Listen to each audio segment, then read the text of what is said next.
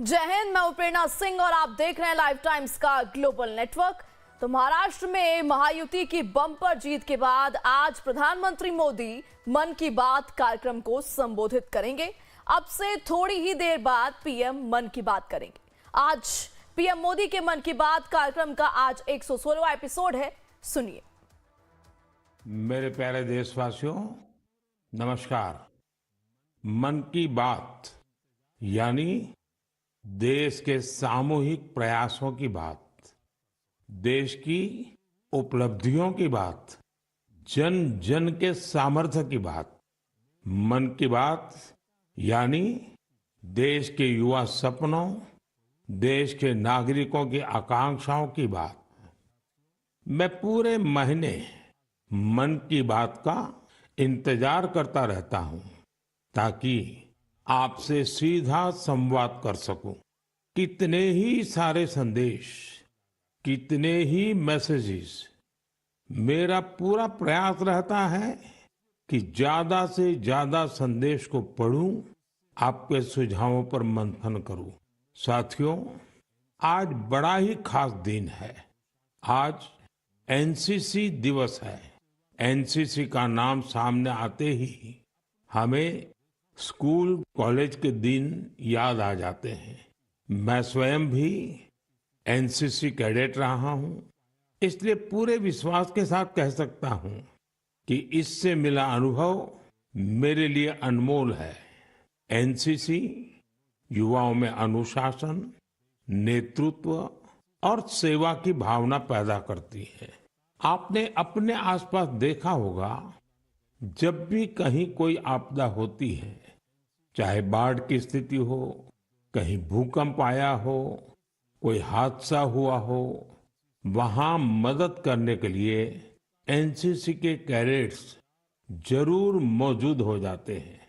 आज देश में एनसीसी को मजबूत करने के लिए लगातार काम हो रहा है। 2014 में करीब 14 लाख युवा एनसीसी से जुड़े थे। अब 2024 में 20 लाख से ज्यादा युवा एनसीसी से जुड़े हैं। पहले के मुकाबले 5,000 और नए स्कूल कॉलेजों में अब एनसीसी की सुविधा हो गई है। और सबसे बड़ी बात, पहले एनसीसी में गर्ल्स कैडेट्स की संख्या करीब 25% के आसपास ही होती थी। अब एनसीसी में गर्ल्स कैडेट्स की संख्या करीब करीब 40% हो गई है। बॉर्डर किनारे रहने वाले युवाओं को ज्यादा से ज्यादा एनसीसी से जोड़ने का अभियान भी लगातार जारी है। मैं युवाओं से आग्रह करूंगा कि ज्यादा से ज्यादा संख्या में एनसीसी से जुड़े। आप देखिएगा, आप किसी भी कैरियर में जाए, एनसीसी से आपके व्यक्तित्व निर्माण में बड़ी मदद मिलेगी। साथियों, विकसित भारत के निर्माण में युवाओं का रोल बहुत बड़ा है।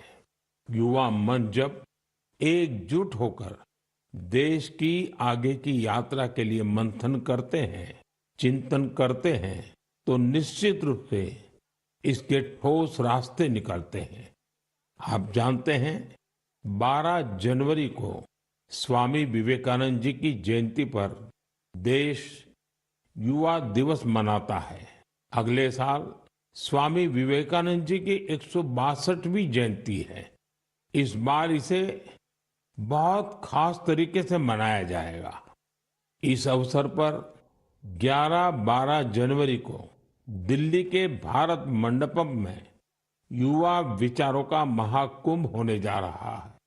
और इस पहल का नाम है Viksit Bharat young leaders dialogue. Bharat भर से करोड़ों युवा इसमें भाग लेंगे। गांव, ब्लॉक, जिले, राज्य और वहां से निकलकर के चुने हुए ऐसे 2000 युवा भारत मंडपम में विकसित भारत यंग लीडर्स डायलॉग के लिए जुटेंगे। आपको याद होगा, मैंने लाल किले की प्राचीर से ऐसे युवाओं से राजनीति में आने का आह्वान किया है जिनके परिवार का कोई भी व्यक्ति और पूरे परिवार का पॉलिटिकल बैकग्राउंड नहीं है, ऐसे 1 लाख युवाओं को, नए युवाओं को राजनीति से जोड़ने के लिए देश में कई तरह के विशेष अभियान चलेंगे। विकसित भारत यंग लीडर्स डायलॉग भी ऐसा ही एक प्रयास है।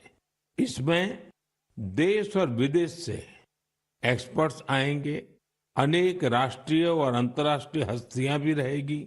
मैं भी इसमें ज्यादा से ज्यादा समय उपस्थित रहूंगा। युवाओं के सीधे हमारे सामने अपने आइडियाज को रखने का अवसर मिलेगा। देश इन आइडियाज को कैसे आगे लेकर जा सकता है, कैसे एक ठोस रोडमैप बन सकता है, इसका एक ब्लूप्रिंट तैयार किया जाएगा। तो आप भी तैयार हो जाइए। जो भारत के भविष्य का निर्माण करने वाले हैं, जो देश की भावी पीढ़ी है, उनके लिए ये बहुत बड़ा मौका आ रहा है। आइए मिलकर देश बनाएं, देश को विकसित बनाएं। मेरे प्यारे देशवासियों, मन की बात में हम अक्सर ऐसे युवाओं की चर्चा करते हैं जो निस्वार्थ भाव से समाज के लिए काम कर रहे हैं। ऐसे कितने ही युवा हैं जो लोगों की छोटी छोटी समस्याओं का समाधान निकालने में जुटे हैं। हम अपने आसपास देखें तो कितने ही लोग दिख जाते हैं जिन्हें किसी न किसी तरह की मदद चाहिए, कोई जानकारी चाहिए। मुझे ये जानकर अच्छा लगा, कुछ युवाओं ने समूह बनाकर इस तरह की बात को भी एड्रेस किया है। जैसे लखनऊ के रहने वाले वीरेंद्र हैं, वो बुजुर्गों को डिजिटल लाइफ सर्टिफिकेट के काम में मदद करते हैं। आप जानते हैं कि नियमों के मुताबिक सभी पेंशनर्स को साल में एक बार लाइफ सर्टिफिकेट जमा कराना होता है। 2014 तक इसकी प्रक्रिया यह थी, इसे बैंकों में जाकर बुजुर्ग को खुद जमा करना पड़ता था। आप कल्पना कर सकते हैं कि इससे हमारे बुजुर्गों को कितनी असुविधा होती थी। अब यह व्यवस्था बदल चुकी है। अब डिजिटल लाइफ सर्टिफिकेट देने से चीजें बहुत ही सरल हो गई हैं। बुजुर्गों को बैंक नहीं जाना पड़ता। बुजुर्गों को टेक्नोलॉजी की वजह से कोई दिक्कत ना आए, इसमें वीरेंद्र जैसे युवाओं की बड़ी भूमिका है। वो अपने क्षेत्र के बुजुर्गों को इसके बारे में जागरूक करते रहते हैं। इतना ही नहीं, वो बुजुर्गों को टैक्स सेवी भी बना रहे हैं। ऐसे ही प्रयासों से आज डिजिटल लाइफ सर्टिफिकेट पाने वालों की संख्या 80 लाख के आंकड़े को पार कर गई है। इनमें से 2 लाख से ज्यादा ऐसे बुजुर्ग हैं जिनकी आयु 80 के भी पार हो गई है। साथियों, कई शहरों में युवा बुजुर्गों को डिजिटल क्रांति में भागीदार बनाने के लिए भी आगे आ रहे हैं। भोपाल के महेश ने अपने मोहल्ले के कई बुजुर्गों को मोबाइल के माध्यम से पेमेंट करना सिखाया है। इन बुजुर्गों के पास स्मार्टफोन तो था, लेकिन उसका सही उपयोग बताने वाला कोई नहीं था। बुजुर्गों को डिजिटल अरेस्ट के खतरे से बचाने के लिए भी युवा आगे आए हैं। अहमदाबाद के राजीव लोगों को डिजिटल अरेस्ट के खतरे से आगाह करते हैं। मैंने मन की बात के पिछले एपिसोड में डिजिटल अरेस्ट की चर्चा की थी। इस तरह के अपराध के सबसे ज्यादा शिकार बुजुर्ग ही बनते हैं। ऐसे में हमारा दायित्व है कि हम उन्हें जागरूक बनाएं और साइबर फ्रॉड से बचने में मदद करें। हमें बार बार लोगों को समझाना होगा कि डिजिटल अरेस्ट नाम का सरकार में कोई भी प्रावधान नहीं है। ये सरासर झूठ, लोगों को फंसाने का एक षड्यंत्र है। मुझे खुशी है कि हमारे युवा साथी इस काम में पूरी संवेदनशीलता से हिस्सा ले रहे हैं और दूसरों को भी प्रेरित कर रहे हैं। मेरे प्यारे देशवासियों, आजकल बच्चों की पढ़ाई को लेकर कई तरह के प्रयोग हो रहे हैं। कोशिश यही है कि हमारे बच्चों में क्रिएटिविटी और बढ़े, किताबों के लिए उनमें प्रेम और बढ़े। कहते भी हैं, किताबें इंसान की सबसे अच्छी दोस्त होती हैं। और अब इस दोस्ती को मजबूत करने के लिए लाइब्रेरी से ज्यादा अच्छी जगह और क्या होगी। मैं चेन्नई का एक उदाहरण आपसे शेयर करना चाहता हूं। यहाँ बच्चों के लिए एक ऐसी लाइब्रेरी तैयार की गई है जो क्रिएटिविटी और लर्निंग का हब बन चुकी है। इसे प्रकृत अरिवगम के नाम से जाना जाता है। इस लाइब्रेरी का आइडिया टेक्नोलॉजी की दुनिया से जुड़े श्री राम गोपालन जी की देन है। विदेश में अपने काम के दौरान वे लेटेस्ट टेक्नोलॉजी की दुनिया से जुड़े रहे, लेकिन वो बच्चों में पढ़ने और सीखने की आदत विकसित करने के बारे में भी सोचते रहे। भारत लौटकर उन्होंने प्रकृत अरिवगम को तैयार किया। इसमें 3000 से अधिक किताबें हैं जिन्हें पढ़ने के लिए बच्चों में होड़ लगी रहती है। किताबों के अलावा इस लाइब्रेरी में होने वाली कई तरह की एक्टिविटीज भी बच्चों को लुभाती हैं। स्टोरी टेलिंग सेशन हो, आर्ट वर्कशॉप्स हो, memory training classes, robotics lesson या फिर पब्लिक स्पीकिंग, क्या हर किसी के लिए कुछ न कुछ जरूर है जो उन्हें पसंद आता है। साथियों, हैदराबाद में फूड फॉर थॉट फाउंडेशन ने भी कई शानदार लाइब्रेरीज बनाई है। इनका भी प्रयास यही है कि बच्चों को ज्यादा से ज्यादा विषयों पर ठोस जानकारी के साथ पढ़ने के लिए किताबें मिले। बिहार में गोपालगंज के प्रयोग लाइब्रेरी की चर्चा तो आसपास के कई शहरों में होने लगी है। इस लाइब्रेरी से करीब 12 गांवों के युवाओं को किताबें पढ़ने की सुविधा मिलने लगी है। साथ ही ये लाइब्रेरी पढ़ाई में मदद करने वाली दूसरी जरूरी सुविधाएं भी उपलब्ध करा रही है। कुछ लाइब्रेरीज तो ऐसी हैं जो प्रतियोगी परीक्षाओं की तैयारी में स्टूडेंट्स के बहुत काम आ रही है। ये देखना वाकई बहुत सुखद है कि समाज को सशक्त बनाने में आज लाइब्रेरी का बेहतरीन उपयोग हो रहा है। आप भी किताबों से दोस्ती बढ़ाइए और देखिए कैसे आपके जीवन में बदलाव आता है। मेरे प्यारे देशवासियों, परसों रात ही मैं दक्षिण अमेरिका के देश गयाना से लौटा हूँ। भारत से हजारों किलोमीटर दूर गयाना में भी एक मिनी भारत बसता है। आज से लगभग 180 वर्ष पहले गयाना में भारत के लोगों को खेतों में मजदूरी के लिए, दूसरे कामों के लिए ले जाया गया था। आज गयाना में भारतीय मूल के लोग राजनीति, व्यापार, शिक्षा और संस्कृति के हर क्षेत्र में गयाना का नेतृत्व कर रहे हैं। गयाना के राष्ट्रपति डॉक्टर इरफान अली भी भारतीय मूल के हैं, जो अपनी भारतीय विरासत पर गर्व करते हैं। जब मैं गयाना में था, तभी मेरे मन में एक विचार आया था, जो मैं मन की बात में आपसे शेयर कर रहा हूँ। गयाना की तरह ही दुनिया के दर्जनों देशों में लाखों की संख्या में भारतीय हैं।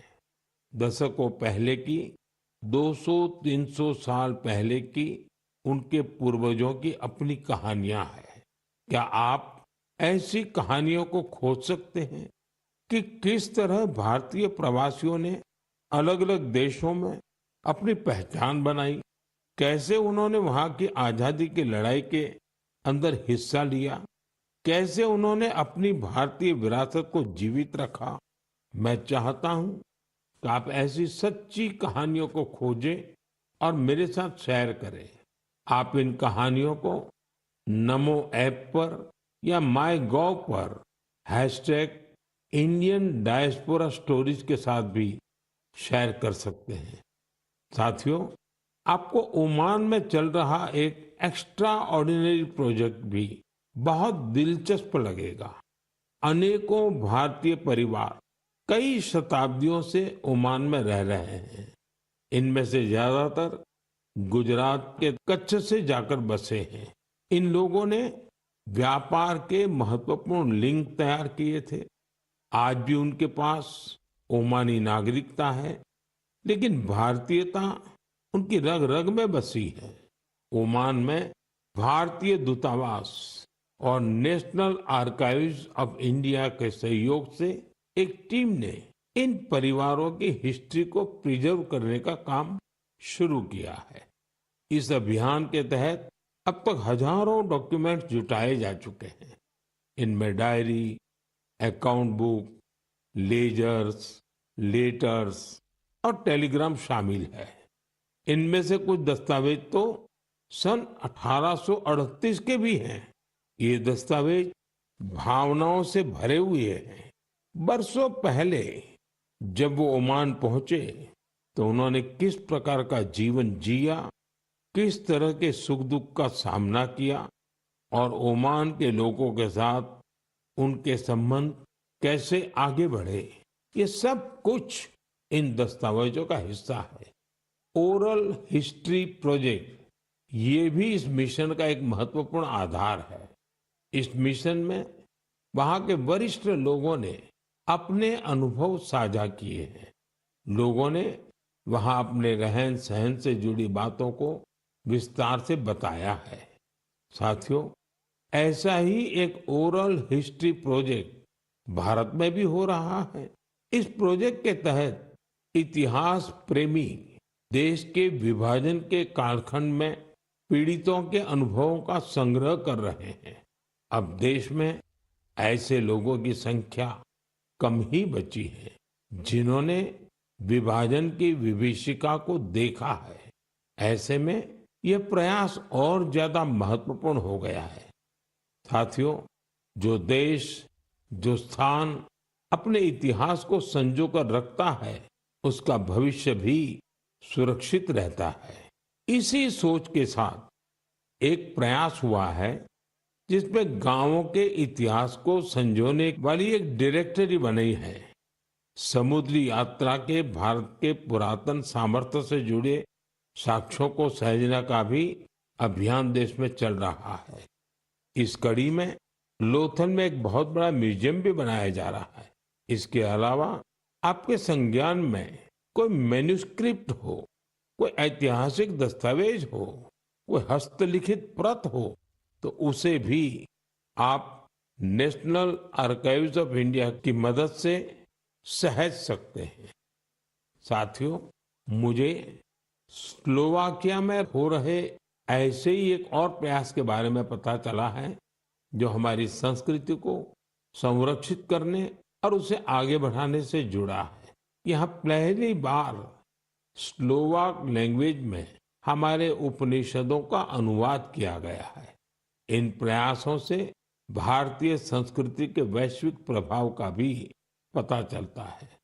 हम सभी के लिए ये गर्व की बात है कि दुनिया भर में ऐसे करोड़ों लोग हैं जिनके हृदय में भारत बसता है। मेरे प्यारे देशवासियों, अब मैं आपसे देश की एक ऐसी उपलब्धि साझा करना चाहता हूं जिसे सुनकर आपको खुशी भी होगी और गौरव भी होगा, और अगर आपने नहीं किया है तो शायद पछतावा भी होगा। कुछ महीने पहले हमने एक पेड़ मां के नाम अभियान शुरू किया था। इस अभियान में देश भर के लोगों ने बहुत उत्साह से हिस्सा लिया। मुझे ये बताते हुए बहुत खुशी हो रही है कि इस अभियान ने 100 करोड़ पेड़ लगाने का अहम पड़ाव पार कर लिया है। 100 करोड़ पेड़, वो भी सिर्फ 5 महीनों में। ये हमारे देशवासियों के अथक प्रयासों से ही संभव हुआ है। इससे जुड़ी एक और बात जानकर आपको गर्व होगा। एक पेड़ मां के नाम अभियान अब दुनिया के दूसरे देशों में भी फैल रहा है। जब मैं गयाना में था तो वहां भी इस अभियान का साक्षी बना। वहां मेरे साथ गयाना के राष्ट्रपति डॉक्टर इरफान अली, उनकी पत्नी की माताजी और परिवार के बाकी सदस्य एक पेड़ मां के नाम अभियान में शामिल हुए। साथियों, देश के अलग अलग हिस्सों में ये अभियान लगातार चल रहा है। मध्य प्रदेश के इंदौर में एक पेड़ मां के नाम अभियान के तहत पेड़ लगाने का रिकॉर्ड बना है। यहाँ 24 घंटे में 12 लाख से ज्यादा पेड़ लगाए गए। इस अभियान की वजह से इंदौर की रेवती हिल्स के बंजर इलाके अब ग्रीन जोन में बदल जाएंगे। राजस्थान के जैसलमेर में इस अभियान के द्वारा एक अनोखा रिकॉर्ड बना। यहाँ महिलाओं की एक टीम ने 1 घंटे में 25,000 पेड़ लगाए। माताओं ने मां के नाम पेड़ लगाया और दूसरों को भी प्रेरित किया। यहाँ एक ही जगह पर 5,000 से ज्यादा लोगों ने मिलकर पेड़ लगाए। ये भी अपने आप में एक रिकॉर्ड है। एक पेड़ मां के नाम अभियान के तहत कई सामाजिक संस्थाएं स्थानीय जरूरतों के हिसाब से पेड़ लगा रही है। उनका प्रयास है कि जहां पेड़ लगाए जाएं, वहां पर्यावरण के अनुकूल पूरा इकोसिस्टम डेवलप हो। इसलिए ये संस्थाएं कई औषधीय पौधे लगा रही हैं, तो कहीं चिड़ियों का बसेरा बनाने के लिए पेड़ लगा रही है। बिहार में जीविका सेल्फ हेल्प ग्रुप की महिलाओं ने 75 लाख पेड़ लगाने का अभियान चला रही है। इन महिलाओं का फोकस फल वाले पेड़ों पर है, जिससे आने वाले समय में आय भी की जा सके। साथियों, इस अभियान से जुड़कर कोई भी व्यक्ति अपनी मां के नाम पर पेड़ लगा सकता है। अगर मां साथ है तो उन्हें साथ लेकर आप पेड़ लगा सकते हैं, नहीं तो उनकी तस्वीर साथ में लेकर आप इस अभियान का हिस्सा बन सकते हैं। पेड़ के साथ आप अपनी सेल्फी भी mygov.in पर पोस्ट कर सकते हैं। मां हम सब के लिए जो करती हैं, हम उनका ऋण कभी नहीं चुका सकते, लेकिन एक पेड़ मां के नाम लगाकर हम उनकी उपस्थिति को हमेशा के लिए जीवंत बना सकते हैं। मेरे प्यारे देशवासियों, आप सभी लोगों ने बचपन में गोरैया या स्पैरो को अपने घर की छत पर, पेड़ों पर चहकते हुए जरूर देखा होगा। गोरैया को तमिल और मलयालम में कुरुवी, तेलुगु में पिचुका और कन्नड़ा में गुब्बी के नाम से जाना जाता है। हर भाषा संस्कृति में गोरैया को लेकर किस्से कहानी सुनाए जाते हैं। हमारे आसपास बायोडायवर्सिटी को बनाए रखने में गोरैया का एक बहुत महत्वपूर्ण योगदान होता है। लेकिन आज शहरों में बड़ी मुश्किल से गोरैया दिखती है। बढ़ते शहरीकरण की वजह से गोरैया हमसे दूर चली गई है। आज की पीढ़ी के ऐसे बहुत से बच्चे हैं जिन्होंने गोरैया को सिर्फ तस्वीरों या वीडियो में देखा है। ऐसे बच्चों के जीवन में इस प्यारी पक्षी की वापसी के लिए कुछ अनोखे प्रयास हो रहे हैं। चेन्नई के कुडुगल ट्रस्ट ने गोरैया की आबादी बढ़ाने के लिए स्कूल के बच्चों को अपने अभियान में शामिल किया है। संस्थान के लोग स्कूलों में जाकर बच्चों को बताते हैं कि गोरैया रोजमर्रा के जीवन में कितनी महत्वपूर्ण है।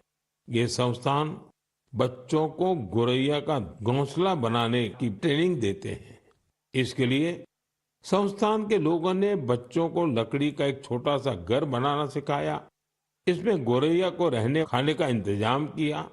ये ऐसे घर होते हैं जिन्हें किसी भी इमारत की बाहरी दीवार पर या पेड़ पर लगाया जा सकता है। बच्चों ने इस अभियान में उत्साह के साथ हिस्सा लिया और गोरैया के लिए बड़ी संख्या में घोंसला बनाना शुरू कर दिया। पिछले 4 वर्षों में संस्था ने गोरैया के लिए ऐसे 10,000 घोंसले तैयार किए हैं। कुडुगल ट्रस्ट की इस पहल से आसपास के इलाकों में गोरैया की आबादी बढ़नी शुरू हो गई है। आप भी अपने आसपास ऐसे प्रयास करेंगे तो निश्चित तौर पर गोरैया फिर से हमारे जीवन का हिस्सा बन जाएगी। साथियों, कर्नाटका के मैसूरू की एक संस्था ने बच्चों के लिए अर्ली बर्ड नाम का अभियान शुरू किया है।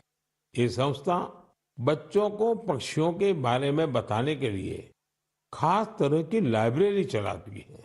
इतना ही नहीं, बच्चों में प्रकृति के प्रति जिम्मेदारी का भाव पैदा करने के लिए नेचर एजुकेशन किट तैयार किया है। इस किट में बच्चों के लिए story book, games, activity sheets और जिगसॉ पजल्स हैं। ये संस्था शहर के बच्चों को गांवों में लेकर जाती है और उन्हें पक्षियों के बारे में बताती है। इस संस्था के प्रयासों की वजह से बच्चे पक्षियों की अनेक प्रजातियों को पहचानने लगे हैं। मन की बात के श्रोता भी इस तरह के प्रयास से बच्चों में अपने आसपास को देखने, समझने का अलग नजरिया विकसित कर सकते हैं।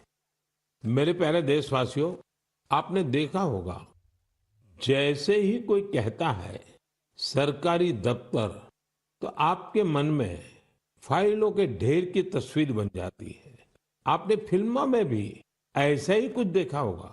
सरकारी दफ्तरों में इन फाइलों के ढेर पर कितने ही मजाक बनते रहते हैं, कितनी ही कहानियां लिखी जा चुकी है। बरसों बरस तक ये फाइलें ऑफिस में पड़े पड़े धूल से भर जाती थी, वहां गंदगी होने लगती थी। ऐसी दशकों पुरानी फाइलों और स्क्रैप को हटाने के लिए एक विशेष स्वच्छता अभियान चलाया गया। आपको ये जानकर खुशी होगी कि सरकारी विभागों में इस अभियान के अद्भुत परिणाम सामने आए हैं। साफ सफाई से दफ्तरों में काफी जगह खाली हो गई है। इससे दफ्तर में काम करने वालों में एक ओनरशिप का भाव भी आया है। अपने काम करने की जगह को स्वच्छ रखने की गंभीरता भी उनमें आई है। साथियों, आपने अक्सर बड़े बुजुर्गों को कहते सुना होगा कि जहां स्वच्छता होती है वहां लक्ष्मी जी का वास होता है। हमारे यहाँ कचरे से कंचन का विचार बहुत पुराना है। देश के कई हिस्सों में युवा बेकार समझे जाने वाली चीजों को लेकर कचरे से कंचन बना रहे हैं, तरह तरह के इनोवेशन कर रहे हैं। इससे वो पैसे कमा रहे हैं, रोजगार के साधन विकसित कर रहे हैं। ये युवा अपने प्रयासों से सस्टेनेबल लाइफस्टाइल को बड़ी बढ़ावा दे रहे हैं। मुंबई की दो बेटियां का ये प्रयास वाकई बहुत प्रेरक है। अक्षरा और प्रकृति नाम की ये दो बेटियां कतरन से फैशन के सामान बना रही है। आप भी जानते हैं, कपड़ों की कटाई सिलाई के दौरान जो कतरन निकलती है, इसे बेकार समझकर फेंक दिया जाता है। अक्षरा और प्रकृति की टीम उन्हीं कपड़ों के कचरे को फैशन प्रोडक्ट में बदलती है। कतरन से बनी टोपियां, बैग हाथों हाथ बिक भी रही है। साथियों, साफ सफाई को लेकर यूपी के कानपुर में भी अच्छी पहल हो रही है। यहाँ कुछ लोग रोज सुबह मॉर्निंग वॉक पर निकलते हैं और गंगा के घाटों पर फैले प्लास्टिक और अन्य कचरे को उठा लेते हैं। इस समूह को कानपुर प्लॉगर्स ग्रुप नाम दिया गया है। इस मुहिम की शुरुआत कुछ दोस्तों ने मिलकर की थी। धीरे धीरे ये जन भागीदारी का बड़ा अभियान बन गया। शहर के कई लोग इसके साथ जुड़ गए हैं। इसके सदस्य अब दुकानों और घरों से भी कचरा उठाने लगे हैं। इस कचरे से रिसाइकल प्लांट में ट्री गार्ड तैयार किए जाते हैं। यानी इस ग्रुप के लोग कचरे से बने ट्री गार्ड से पौधों की सुरक्षा भी करते हैं। साथियों, छोटे छोटे प्रयासों से कैसी बड़ी सफलता मिलती है, इसका एक उदाहरण असम की इतिशा भी है। इतिशा की पढ़ाई लिखाई दिल्ली और पुणे में हुई है। इतिशा कॉरपोरेट दुनिया की चमक दमक छोड़कर अरुणाचल की सांगती घाटी को साफ बनाने में जुटी है। पर्यटकों की वजह से वहां काफी प्लास्टिक वेस्ट जमा होने लगा था। वहां की नदी जो कभी साफ थी, वो प्लास्टिक वेस्ट की वजह से प्रदूषित हो गई थी। इसे साफ करने के लिए इतिशा स्थानीय लोगों के साथ मिलकर काम कर रही है। उनके ग्रुप के लोग वहां आने वाले टूरिस्ट को जागरूक करते हैं और प्लास्टिक वेस्ट को कलेक्ट करने के लिए पूरी घाटी में बांस से बने कूड़ेदान लगाते हैं। साथियों, ऐसे प्रयासों से भारत के स्वच्छता अभियान को गति मिलती है। ये निरंतर चलते रहने वाला अभियान है। आपके आसपास भी ऐसा जरूर होता ही होगा। आप मुझे ऐसे प्रयासों के बारे में जरूर लिखते रहिए। साथियों, मन की बात के इस एपिसोड में फिलहाल इतना ही। मुझे तो पूरे महीने आपकी प्रतिक्रियाओं, पत्रों और सुझावों का खूब इंतजार रहता है। हर महीने आने वाली आपके संदेश मुझे और बेहतर करने की प्रेरणा देते हैं। अगले महीने हम फिर मिलेंगे मन की बात के एक और अंक में, देश और देशवासियों की नई उपलब्धियों के साथ। तब तक के लिए आप सभी देशवासियों को मेरी ढेर सारी शुभकामनाएं। बहुत बहुत धन्यवाद।